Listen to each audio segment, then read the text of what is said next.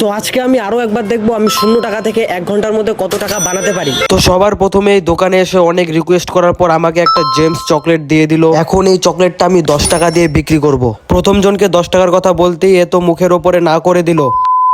তারপর আমি চলে গেলাম আরেকজনের কাছে, বললাম এটা 10 টাকা দিয়ে সেল করতেছে, নিবা? এটা 10 টাকা দিয়ে একটা ভিডিও বানাইতেছে তো। তারপর এই মহিলাটা সত্যি সত্যি এটা 10 টাকা দিয়ে কিনতে রাজি হয়ে গেল। এখন এই 10 টাকা দিয়ে একটা দোকান থেকে 10 টাকা দামের টাটা গ্লুকোজ কিনে ফেললাম। এখন এই জুসটা আমি 20 টাকা দিয়ে বিক্রি করব। তো সামনে দেখি একজন টোটোতে বসে আছে, দাদু টাটা গ্লুকো লাগবে? টাটা গ্লুকো 20 টাকা।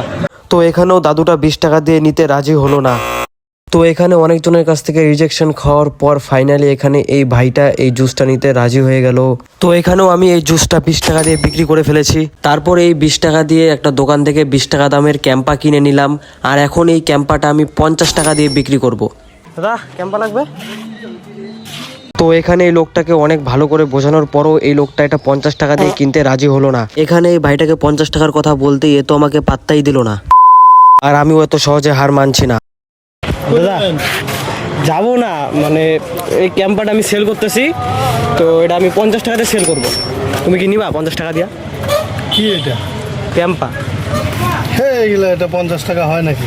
নাই, তুমি যদি নাও সেই আর কি হেল্প হবে, এবার টাকারও কিছু প্রয়োজন তো। ভালো তো? হ্যাঁ হ্যাঁ ভালো। সত্যি বলতে দাদাটা অনেক ভালো ছিল। দাদাটাকে যখন বললাম আমার অনেক টাকার প্রয়োজন, তাই এটা 50 টাকা দিয়ে নিতে রাজি হয়ে গিয়েছিল।